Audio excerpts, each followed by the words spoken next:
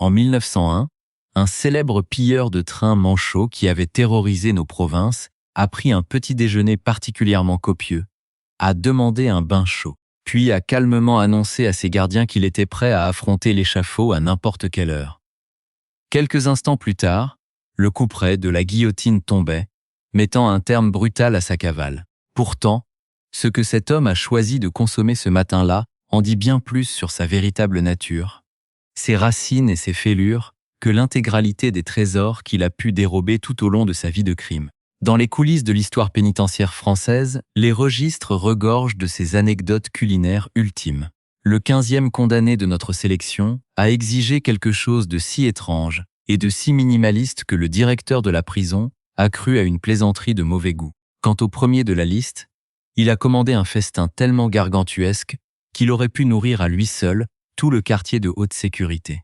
Ces 30 derniers repas traversent 2 siècles de justice, depuis les exécutions publiques sur les places de nos villages d'autrefois jusqu'aux couloirs sombres des prisons centrales modernes. Certains hommes ont exigé de véritables banquets pantagruéliques, d'autres ont à peine pu avaler une seule bouchée à cause de l'angoisse.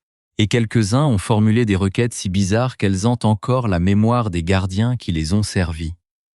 Avant d'entrer dans le vif du sujet et de décortiquer ces assiettes historiques, pensez à vous abonner à la chaîne et à activer la cloche, car notre voyage culinaire va devenir de plus en plus mystérieux au fil de notre ascension. Aujourd'hui, analyser ces repas ne relève pas du simple voyeurisme historique. C'est une plongée fascinante dans la psychologie humaine et dans l'histoire de notre alimentation. Ce sujet est d'une importance cruciale aujourd'hui, car il nous montre comment, face à l'absolu, l'être humain se dépouille de tout artifice pour revenir aux saveurs fondamentales de son enfance ou de son terroir. À la fin de cet épisode, vous aurez non seulement découvert des pans totalement oubliés des habitudes alimentaires de nos ancêtres, mais vous comprendrez aussi les mécanismes psychologiques du réconfort par la nourriture. Mieux encore, vous découvrirez comment ces associations de goûts anciennes, souvent dictées par l'économie et la survie, peuvent être réinterprétées dans votre propre cuisine moderne pour créer des plats d'une authenticité et d'une puissance insoupçonnée. Commençons dès maintenant notre compte à rebours avec le numéro 30, le pain de munition et la chicorée noire, quand le voleur de bétail George Shea est monté sur l'échafaud improvisé dans une clairière de Haute-Marne en 1864, la milice locale ne lui a pas laissé beaucoup de temps pour se préparer. Il a dû se contenter de ce que les gardes avaient sous la main, du pain de munition, ce biscuit de guerre dense et compact que les soldats maudissaient lors des campagnes militaires, accompagné d'un quart en fer blanc, rempli de chicorée noire bouillie sur un feu de camp. Shea a mâché ce pain de roche très lentement, savourant chaque morceau, alternant avec de petites gorgées amères sous le regard lourd de 2 douzaines d'hommes à cheval. Les autorités de l'époque ne croyaient pas aux longues cérémonies, mais elles respectaient une règle non écrite. Accorder au condamné sa dernière bouchée. L'homme a terminé jusqu'à la dernière miette, a posé son gobelet en fer et a marché vers l'arbre sans prononcer un mot. Ce pain dur était le goût même de la France rurale et rude de l'époque, fade, impitoyable, conçu pour durer quand tout le reste venait à manquer. Pour comprendre comment ces assiettes de l'extrême ont façonné notre patrimoine culinaire le plus sombre, il faut remonter aux origines de ce que l'on appelait sous l'Ancien Régime et au XIXe siècle, le repas du condamné. Contrairement à ce que l'on pourrait penser, cette tradition n'est pas née d'un élan de pure compassion chrétienne, mais d'une profonde superstition domestique ancrée dans nos campagnes. Dans l'ancienne France, la croyance populaire voulait que si l'on nourrissait grassement un homme avant son exécution, son spectre n'aurait aucune raison de revenir hanter les vivants ou de réclamer vengeance. C'était un pacte gastronomique scellé entre la société et le criminel. Parfois même, dans certaines provinces comme l'Alsace, le bourreau et le prisonnier partageaient un ultime bouillon la veille de l'échéance, un acte de civilité presque surréel avant que la justice ne suive son cours. Au fil des décennies, cette habitude s'est codifiée dans les prisons françaises de manière très pragmatique. Les geôliers étaient avant tout des hommes de terrain. Un détenu qui avait le ventre plein était un détenu calme. Un homme apaisé marchait vers la guillotine sans provoquer de mutinerie, évitant ainsi que la foule réunie sur la place du marché ne se soulève. C'était du contrôle des masses déguisé en acte de charité. On peut classifier ces repas historiques en 3 grandes catégories bien distinctes qui reflètent les réalités économiques de l'époque. La première catégorie est celle de l'alimentation de stricte subsistance ou de terroir, dictée par l'indigence des budgets carcéraux. Au XIXe siècle, les prisons de province n'allouaient que quelques centimes par jour et par détenu. Le repas dépendait alors entièrement de ce que la femme du geôlier mijotait sur son poêle en fonte, ou des restes de l'auberge d'en face. C'est ainsi que le voleur de chevaux Guillaume Palmer, enfermé dans un cachot de Lyon en 1871, reçut 2 galettes au levain, 4 tranches de lard fumé et un verre de babeur. Ce levain voyageait dans les besaces des paysans et Palmer y vit le goût même de sa vie de vagabondage. Dans la même lignée, le redoutable bandit de grand chemin connu sous le nom de Cherokee Bill prit pour ultime pitance une simple écuelle de fèves au lard salé, un plat rustique, froid et figé par la graisse avant même qu'on ne débarrasse sa cellule. La deuxième catégorie regroupe les repas de transition psychologique, où le condamné cherche un réconfort immédiat à travers des produits stimulants ou des douceurs d'enfance. C'est le cas des substituts non alimentaires comme le petit verre de marque de Bourgogne, accompagné d'un cigare de troupe, offert au shérif corrompu Henri Plumeur en 1864 pour le réchauffer contre le froid glacial de sa dernière nuit. C'est aussi l'émouvante tarte aux pommes normande, croustillante et sucrée, préparée par la femme d'un gardien pour un jeune valet de ferme de 19 ans qui pleurait en silence en buvant son lait frais. Enfin, la troisième catégorie est celle du festin de bravade, où le criminel exige des morceaux de choix comme le traditionnel beefsteak aux œufs réclamé par le bandit Longley en 1878, ou encore un rôti de bœuf aux pommes de terre, sous la cendre, dévoré méthodiquement par un assassin solitaire, habitué à manger seul dans les estives. Qu'il s'agisse d'une friture de carpe du Rhône ou de tourtons du Dauphiné farci, chaque plat devenait le miroir des ressources locales et de la saisonnalité d'une France profondément rurale. Entrons maintenant au cœur de l'assiette pour analyser ce que ces condamnés cherchaient réellement à travers les textures et les saveurs de leurs ultimes requêtes. Prenons le cas du numéro 21, la matelote de carpe de la Loire et ses rissoles de maïs. C'était le repas typique des marginaux des bords de fleuve. Gustativement, la carpe offre une chair dense, presque musquée, qui nécessite d'être saisie dans un saindoux fumé après avoir été roulée dans une farine de maïs grossière. La texture extérieure est ultra croustillante, tandis que l'intérieur reste d'un moelleux réconfortant. À l'opposé, le ragoût de chevreuil aux oignons sauvages du numéro 20, mijoté toute la nuit sur le poêle en fonte du greffe, offre une toute autre expérience de dégustation. Ici, la viande de gibier, naturellement maigre et musclée, s'est détendue après des heures de cuisson lente dans un bouillon court.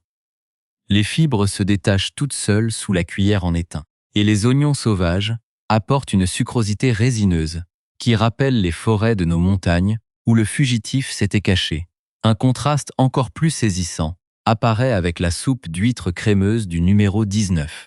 Dans les années 1860, dans les grands ports de l'Atlantique comme Bordeaux ou La Rochelle, les huîtres n'étaient pas un produit de luxe, mais une ressource commune et bon marché, vendue au tonneau pour les classes laborieuses. Cette soupe, enrichie de beurre doux et de lait entier, offrait une texture veloutée et enveloppante, presque lissante pour une gorge nouée par l'angoisse de l'échafaud.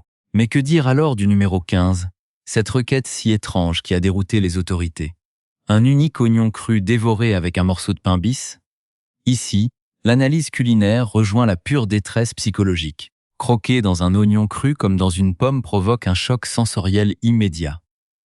La texture est extrêmement croquante, le jus est acide, piquant et déclenche des larmes instantanées. C'était une manière pour ce condamné de masquer ses propres pleurs sous le prétexte de la brûlure de la racine, s'offrant un ultime sursaut de vie organique.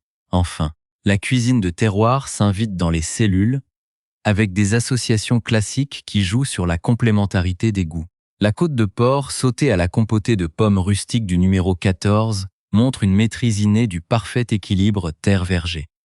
L'acidité naturelle de la pomme cuite vient trancher la richesse de la graisse de porc frite au saindoux. C'est l'archétype du plat de ferme français, économique et revigorant. Mais le sommet de l'émotion reste la fricassée de poulet, aux quenelles de farine du numéro 12, préparée avec soin par la mère d'un détenu. Le bouillon est lourd, brillant de graisse jaune, et les quenelles de pâte, denses et épaisses, agissent comme de véritables éponges de réconfort. La différence fondamentale entre ces repas réside dans leur charge mémorielle. D'un côté, les aliments de commodité comme les sardines à l'huile du numéro 13 goûtent la solitude des cavales. De l'autre, ces plats mijotés complexes recréent un cocon protecteur éphémère avant le grand saut. Comment pouvez-vous, aujourd'hui, vous réapproprier ces secrets culinaires du passé pour enrichir votre cuisine quotidienne tout en faisant de réelles économies? La première leçon de cette cuisine historique réside dans l'art du mijotage des morceaux, dit bas morceaux. Pour reproduire le fondant exceptionnel d'un ragoût de chasseur ou d'un bœuf aux pommes de terre sous la cendre, sans vider votre compte en banque, oubliez les pièces nobles et tournez-vous vers l'échine de porc, le paleron de bœuf ou le collier d'agneau. Ces morceaux, riches en collagène, demandent une cuisson longue et douce, idéalement dans une cocotte en fonte à feu très doux, pendant au moins 3 heures. L'erreur la plus fréquente des cuisiniers modernes est d'aller trop vite en augmentant le feu. Une température trop élevée contracte les fibres musculaires et rend la viande sèche et dure comme de la semelle. Pour réussir à tous les coups, pratiquez la technique du cinglage. Saupoudrez vos morceaux de viande rissolés avec une cuillère de farine de blé avant de mouiller avec votre bouillon maison ou un reste de vin rouge. Cela liera votre sauce naturellement, lui donnant cette texture nappante et veloutée si caractéristique des tables d'autrefois. Côté économie et association de goût, s'inspirez-vous du mariage terre-verger de la côte de porc à la pomme. En France, nous avons la chance d'avoir des variétés de pommes parfaites pour la cuisson comme la reine des rainettes ou la Bosse-Coupe.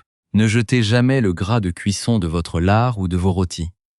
Conservez ce saindoux maison dans un petit pot en verre au réfrigérateur. Il se garde des mois et remplacera avantageusement le beurre ou l'huile pour faire sauter des pommes de terre grenaille ou pour dorer des oignons. L'oignon, justement, parlons-en.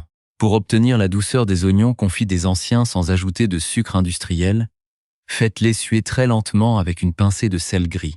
Le sel va faire dégorger l'eau de végétation et concentrer les sucres naturels de la racine par caramélisation douce.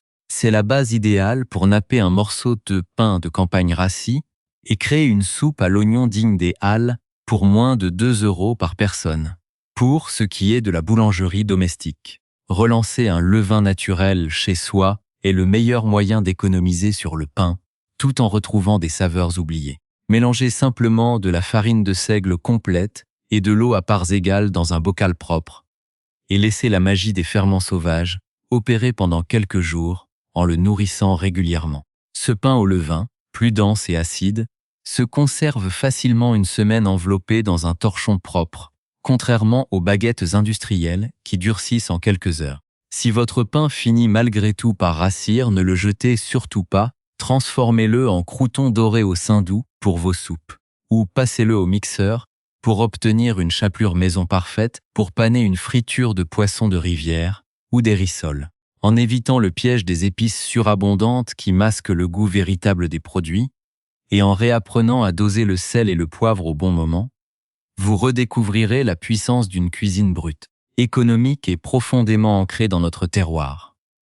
Nous arrivons au sommet de notre liste avec des cas qui ont marqué l'histoire de notre système judiciaire et de nos traditions. Le numéro 3 nous ramène à l'époque des dernières exécutions publiques en France, juste avant que la loi ne les relègue définitivement derrière les murs des prisons. Ce matin-là, le condamné a choisi d'honorer la cuisine de terroir une ultime fois. Un poulet rôti bien doré, une purée de pommes de terre battues au beurre de baratte, des cornichons et une tarte au citron. Servie avant son transfert vers la place de l'échafaud, cette profusion de nourriture contrastait cruellement avec la noirceur du moment. Au lever du jour, une foule immense s'était massée devant la prison de Versailles. Le comportement chaotique des spectateurs choqua tellement les autorités qu'un décret fut signé peu après, interdisant à jamais les exécutions en public. Ce repas gargantuesque reste le symbole de la fin d'une époque. Le numéro 2 brille par sa poésie et son minimalisme absolu. Un détenu originaire du sud de la France a refusé les assiettes copieuses pour ne réclamer qu'une seule chose, une olive noire de Nyon, avec son noyau. Il expliqua qu'il souhaitait garder le noyau pour qu'une fois mis en terre, un olivier puisse pousser sur sa tombe, symbole de paix. L'olive fut servie sur une assiette blanche. L'homme la dégusta lentement. Après l'exécution, les surveillants découvrirent que le noyau n'avait pas été avalé. Il l'avait précieusement dissimulé dans sa poche, espérant que quelqu'un le planterait. Aucun arbre ne poussa jamais, mais ce geste hante encore les mémoires. Enfin, le numéro 1, le festin qui a fait trembler l'administration. Un criminel a exigé un repas si colossal qu'il aurait pu garnir la table d'un banquet. 2 entrecôtes épaisses nappées d'une sauce au bleu d'Auvergne, un triple burger au reblochon, un saladier de frites, de la charcuterie de pays et un gâteau basque. Mais lorsque le plateau est arrivé, l'homme a refusé de toucher à la moindre bouchée, déclarant avec provocation qu'il n'avait pas faim. Cet acte de rébellion a poussé l'administration à réformer le protocole, interdisant les demandes spéciales démesurées pour imposer un menu unique afin d'éviter le gaspillage. Voici la vérité brute de ces 30 repas. Une ultime assiette n'est jamais une question de nourriture. C'est une question de temps. C'est le temps qu'il faut pour couper, pour mâcher, pour déglutir. Chaque seconde passée à table est une seconde arrachée à la fatalité. Un instant de plus passé parmi les vivants. Certains étirent ce moment pendant des heures, tandis que d'autres avalent tout à toute vitesse pour en finir avec l'attente. Mais tous savaient que lorsque l'assiette est vide, le temps s'arrête. Pour conclure cet épisode, voici votre mini-checklist pour appliquer la philosophie de cette cuisine de terroir chez vous. Privilégiez les cuissons très lentes pour sublimer les morceaux économiques. Utilisez le saindoux ou les graisses récupérées comme exhausteurs de goût. Redez. Couvrez le pouvoir réconfortant des associations simples de nos campagnes. Conservez votre pain grâce au levain naturel. Et recyclez le pain rassis. Dites-moi dans les commentaires si vous deviez choisir un seul plat traditionnel français pour vous réconforter après une dure journée. Lequel mériterait de figurer sur votre table? Je lirai toutes vos réponses. À bientôt pour une nouvelle plongée dans les secrets de notre alimentation.